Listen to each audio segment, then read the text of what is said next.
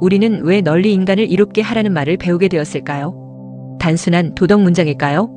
아니면 수천 년을 이어온 한국 문명의 핵심 철학일까요? 그 안에는 놀라운 철학이 들어있다. 인류의 마지막 수행자이자 영적 지도자인 천공 스승은 말한다.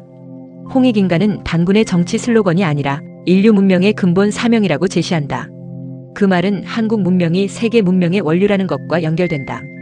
여기서 한 가지 의문이 생긴다. 홍익인간, 우리는 이 뜻을 제대로 알고 있을까? 물질을 퍼주며 무조건 참아주고 동정으로 자신을 깎아내리며 살라는 것인가? 착하게 살겠다고 이를 악물었는데 뒤통수를 맞고 가슴에 피눈물 맺혔던 경험은 없었는가? 여러분은 미쳐버릴 것 같아서 생난리를 쳐보지 않았던가? 위대한 수행자의 가르침은 이렇다. 홍익인간은 희생하라는 말, 착한 척하라는 말, 참고 버티라는 말이 아니다. 내가 받은 만큼을 가장 자연스러운 방향으로 다시 흐르게 하라는 뜻이라고 말이다. 우리가 뭘 받았다는 걸까요? 지식은 인류가 소위 문명화의 과정을 걷기 시작한 이후로 끊임없이 배양되고 축적된 무수한 희생과 시간의 소산물이다. 언어, 사고, 가치관은 수많은 세대를 거치면서 세련되고 가공되어진 집단 지성의 축적물이다. 과학과 문명은 어떠한가? 그야말로 에너지의 정수이다. 그것은 인류 전체의 희생과 시간을 걸음으로 삼는다. 인간의 육체는 인류의 농업, 사회 시스템, 의학, 과학의 축적으로 다듬어진 인류 진화의 표본이다. 여러분이 영혼의 존재를 믿는다면 그 속에는 수십만 년의 인류 진화의 데이터가 구축되어 있는 셈이다. 우리는 태어나는 순간부터 이 모든 문명의 결과물을 받은 존재이다. 지식 하나, 기술 하나도 누군가의 노력과 희생 위에 서 있다는 것은 나는 엄청난 빚을 지고 태어난 존재라는 뜻이다. 나는 개인처럼 보이지만 사실은 집합체이다. 만약 윤회가 실제한다고 믿는다면 왜 인간은 반복해서 태어나는가? 윤회와 경험 축적의 목적은 무엇일까? 개인이 잘 먹고 잘 살다 끝나는 구조라면 윤회, 축적, 전승은 필요가 없다. 개인의 완성이 아니라 전체의 성숙이 목적인 것이다. 위대한 수행자의 가르침은 이렇다.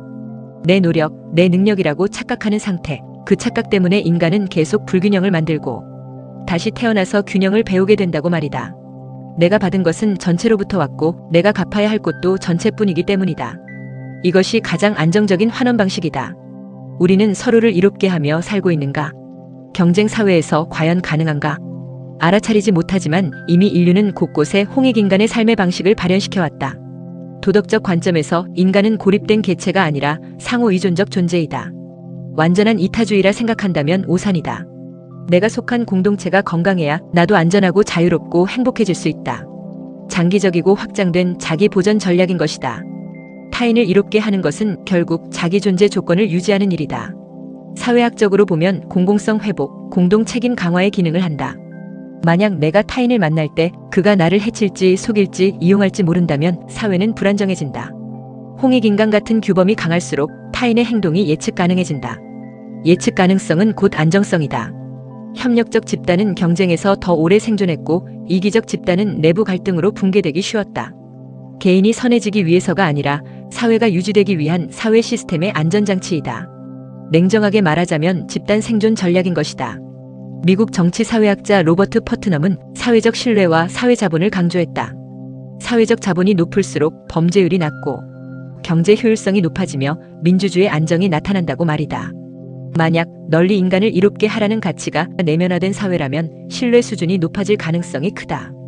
이는 결국 개인의 이익과 직결되는 것이다. 그렇다면 오늘 당장 결심하면 사람을 이롭게 하며 살 수 있을까? 안타깝지만 그럴 수 없다. 위대한 수행자의 가르침은 이렇다. 자신 내부의 탁함을 정화하고 홍익인간 인성교육을 받는 것이 먼저라고 말이다. 나란 존재는 선대의 유산을 물려받았지만 모순 또한 받았다는 자각이 필요하다고 말이다. 생각이나 기분, 감정과 같은 보이지 않는 형체나 영들을 사념체라고 가정해보자. 세상의 탁한 사념체들은 인간이 가장 약하고 두려워하는 것을 공략한다. 삶의 여정 속에 시시각각 들어오는 선택지에서 무엇이 정이고 사인지 우리는 분별할 수 있는가?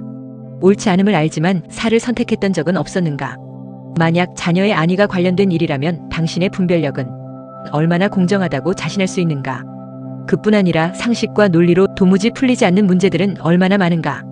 퍼주다 상처받은 세월. 봉사했으나 허기지고 소모된 선행임을 알았고 신앙과 수행에도 채워지지 않는 갈증뿐 왜 영혼은 여전히 목이 마른가? 열심히 살았는데 왜 우울과 고통은 피할 수 없었는가?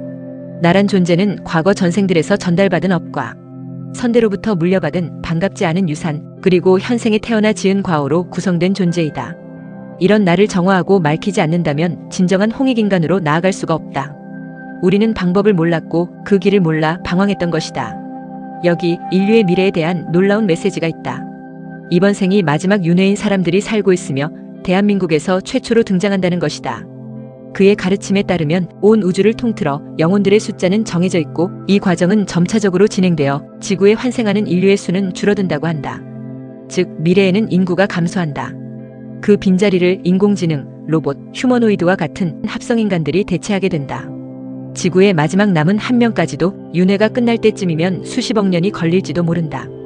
본론으로 돌아와서 윤회를 마친 영혼들은 어디로 가는 것일까?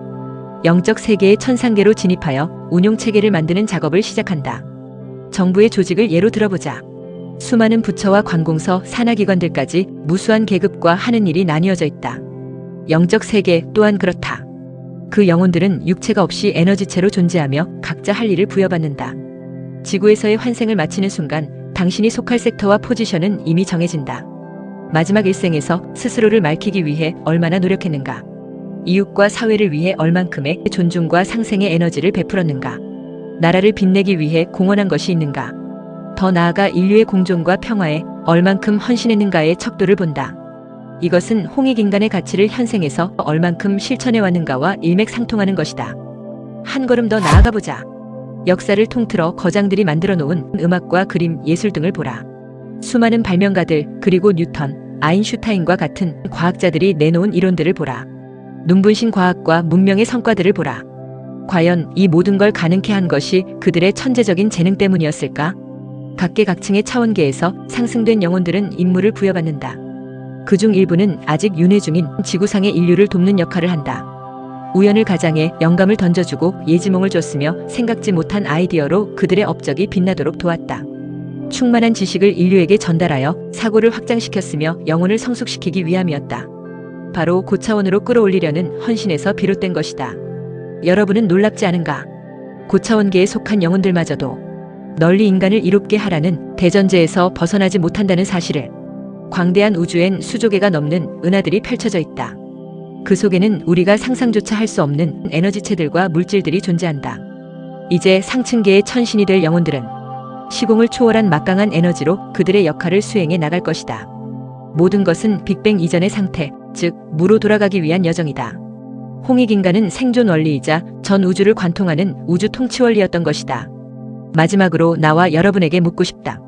애초에 왜 홍익인간으로 살아야 하는가가 아니라 이 길 말고 다른 길이 있었던가라고 말이다.